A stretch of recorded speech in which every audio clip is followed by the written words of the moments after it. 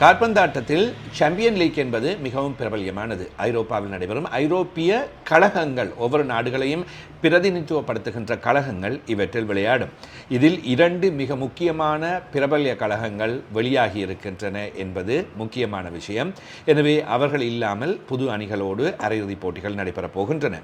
நேற்று முன்தினம் இரவு பொழுதிலும் நேற்று அதிகாலை பொழுதிலும் இந்த போட்டிகள் நடைபெற்றன. ஆர்சனல் மற்றும் ஸ்போர்ட்டிங் சிபி அணிகளுக்கு இடையில் நடைபெற்ற போட்டியில் 2 அணிகளுமே கோல்களை பெறவில்லை, சமநிலையாக முடிவடைந்தது. முதல் போட்டியில் ஆர்சனல் அணி தன்னுடைய மைதானத்திலே ஸ்போர்ட்டிங் சிபி மைதானத்தில் 1-0 என வெற்றி பெற்றிருந்தது. மொத்த கோல்களின் அடிப்படையிலும் முதல் போட்டி வெற்றி என்ற அடிப்படையிலும் ஆர்சனல் அணி இப்பொழுது வெற்றி பெற்று அடுத்த சுற்றான அரையிறுதிப் போட்டிக்கு தகுதி பெற்றிருக்கின்றது. இன்னுமொரு போட்டி பேர்ன் மூனிச் மற்றும் ரியல் மாட்ரிட் அணிகளுக்கு இடையிலான போட்டி. முதல் போட்டியும் கூட மிக விறுவிறுப்பான போட்டியாக நடைபெற்றது. இந்த போட்டிக்கும் விறுவிறுப்புக்கு பஞ்சம் இருக்கவில்லை.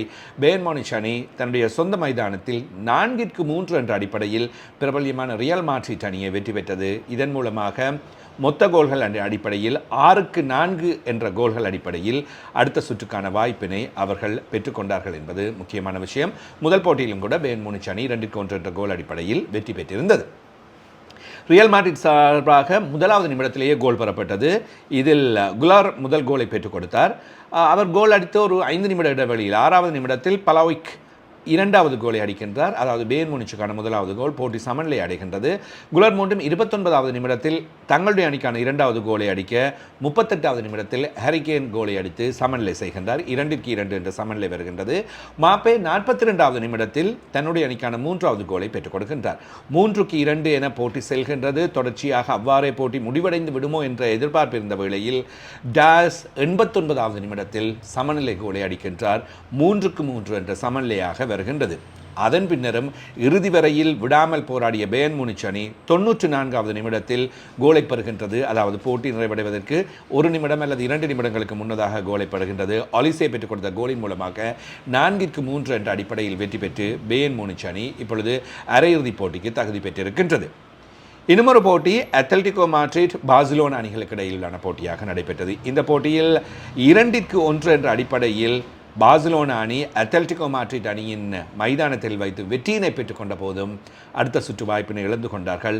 முதல் போட்டியில் அத்லெட்டிகோ மாட்ரிட் அணி வெற்றி பெற்றுக் கொண்டது. மொத்த கோல்கள் என்று வருகின்ற வேளையில் 3-2 என்ற கோல் காணப்படுகின்றது.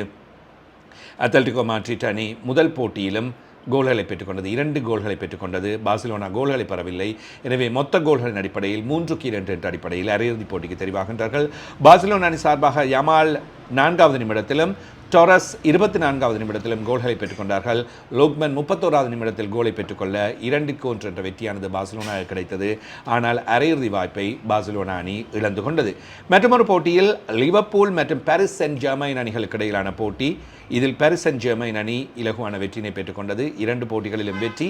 அதன் காரணமாக லிவர்பூல் அணி வெளியேற்றப்பட்டது. 4-0 என்ற மொத்த கோல்களின் அடிப்படையிலும் கூட பாரிஸ் செயின்ட் ஜெர்மைன் அணி அடுத்த சுற்று வாய்ப்பினை பெறுகின்றது. 2 போட்டிகளிலும் வெற்றி. டெம்ப்ளே இவர் முதலாவது கோலை 72வது நிமிடத்தில் பெற்றுக் கொடுக்கின்றார். அவரே 91வது நிமிடத்திலும் 2வது கோலை பெற்றுக் கொடுக்க இலகுவாக பாரிஸ் செயின்ட் ஜெர்மைன் அணி கோலை பெற்றுக் கொள்கின்றது. இப்பொழுது அரையிறுதிப் போட்டிகள் என்பது ஒவ்வொரு நாடுகளுக்கும் இடையிலான போட்டிகள் மாதிரியாக அமைந்திருக்கின்றது. பாரிஸ் செயின்ட் ஜெர்மைன் மற்றும் பேர்ன் மூனிச் அணிகளுக்கு இடையிலான போட்டி 29ஆம் தேதி நடைபெறப் போகின்றது. மீண்டும் 30ஆம் தேதி அத்லெட்டிகோ மாட்ரிட் ஆர்சனல் அணிகளுக்கு இடையிலான போட்டி நடைபெறும். பின்னர் மே மாதம் 6ஆம் தேதி ஆர்சனல் மற்றும் அத்லெட்டிகோ மாட்ரிட் அணிகளுக்கு இடையிலான போட்டி நடைபெறும். 7ஆம் தேதி பேர்ன் மூனிச் மற்றும் பாரிஸ் செயின்ட் ஜெர்மைன் அணிகளுக்கு இடையிலான போட்டி நடைபெறும். இதுவும் காலிறுதி போட்டி போன்று சொந்த மைதானம் எதிர் மைதானம் என்று 2 போட்டிகளாக விளையாடப்படும். அதன் அடிப்படையில் இறுதிப் போட்டிக்கான அணிகள் தெரிவு செய்யப்படும்.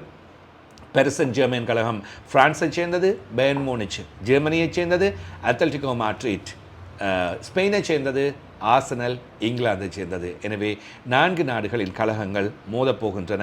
ஆனால் காலிறுதி என்று பார்க்கின்ற வேளையில் ஸ்பெயினின் அணிகள் ஆதிக்கம் செலுத்தி இருக்கின்றன என்பது உங்களுக்கு தெரியும். ரியல் மாட்ரிட் மற்றும் பார்சிலோனாவும் ஸ்பெயினின் கழகங்கள். எனவே இப்பொழுது 4 நாட்டு அணிகளும் விளையாடப் போகின்றன. எனவே ஒவ்வொரு நாடுகளுக்கு இடையிலான போட்டி போன்றுதான் இப்பொழுது சாம்பியன் லீக் போட்டியின் அரையிறுதிப் போட்டிகளும் நடைபெறப் போகின்றன. இந்த போட்டிகள் நடைபெறுகின்ற காலத்திலும் அந்த போட்டியின் விவரங்களோடு சந்திப்போம். கால்பந்தாட்ட ரசிகர்களுக்கும் விறுவிறுப்பான ஒரு காலம். இவற்றின் பின்னர் உலகக்கிண்ணம் ஆரம்பிக்கப் போகின்றது என்பதும் உங்களுக்கு தெரிந்த விடயமே.